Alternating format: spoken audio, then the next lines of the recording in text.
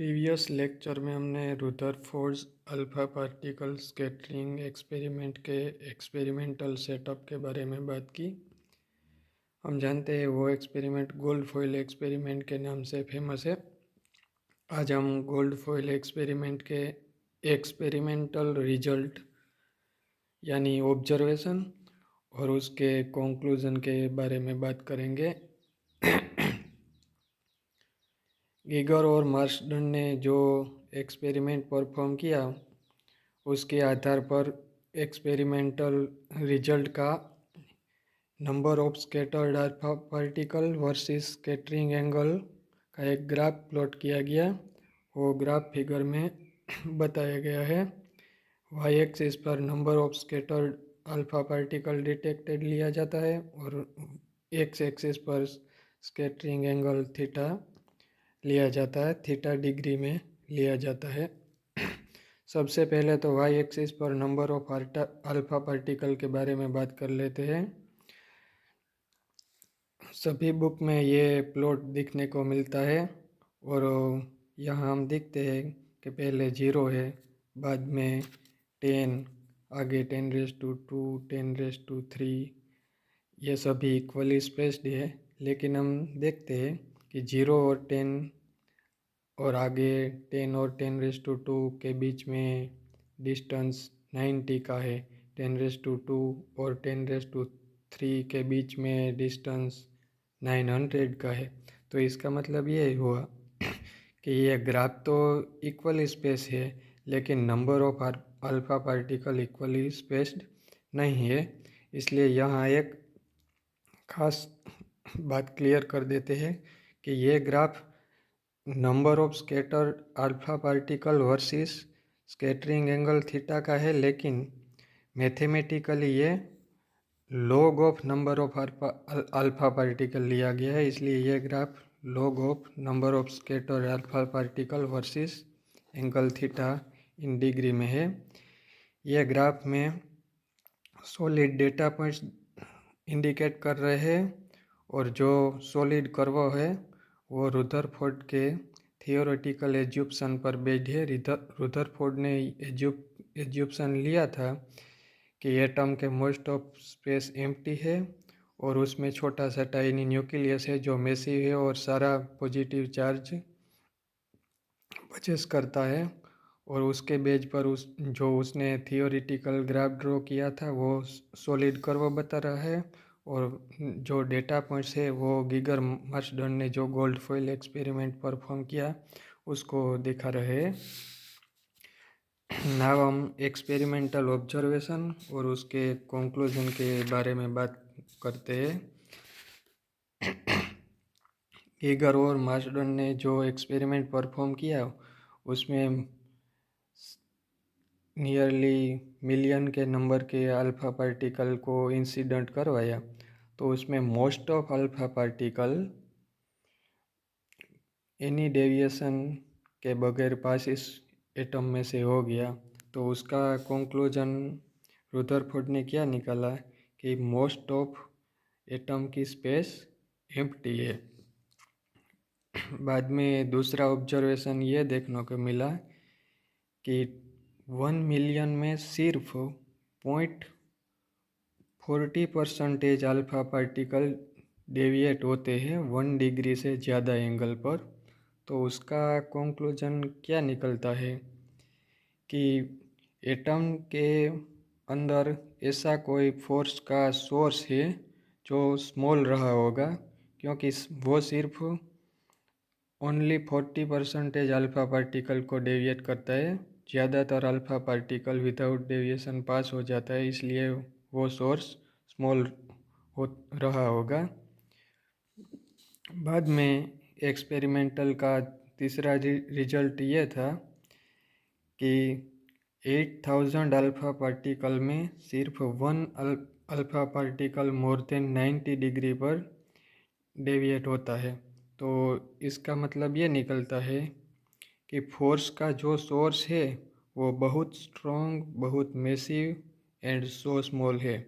सिर्फ 1 पार्टिकल 8000 में डेविएट होता है। तो इसका मतलब ये है कि वो सोर्स बहुत छोटा सा है, साथ में मेसी भी होगा, क्योंकि अल्फ़ा पार्टिकल हाई एनर्जाइड है, फिर भी उसको 90 डिग्री पर डेविएट करने के लिए सोर्स का मेसी होना ज़रूरी है, और साथ साथ में सोर्स स्ट्रॉन्ग भी होना चाहिए।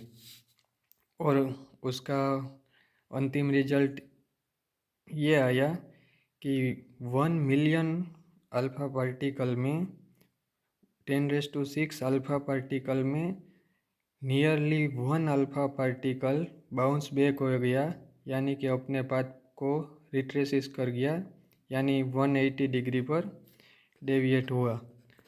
तो ये क्वाइट अनएक्सपेक्टेड रिजल्ट था, और उसका मतलब तो ये ही निकाला जा सकता कि हमें दूसरे मॉडल की ज़रूर पड़ेगी, क्योंकि थॉमसन मॉडल ये रिजल्ट को कभी समझा नहीं सकता।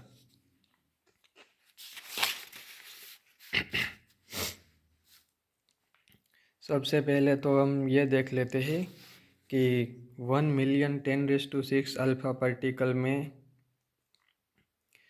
सिर्फ 0.14% means 140 alpha particle more than 1 degree पर डेविएट होते हैं, और ज़्यादातर alpha particle means 9,98,600 passes without any deviation।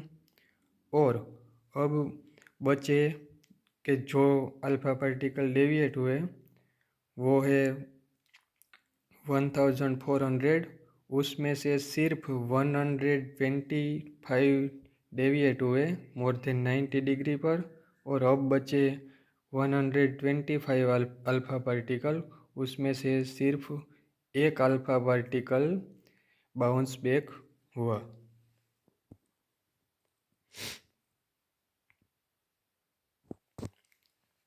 ये एक्सपेरिमेंटल रिजल्ट को हम एक छोटे से एग्जाम्पल की मदद से समझने की कोशिश करते हैं।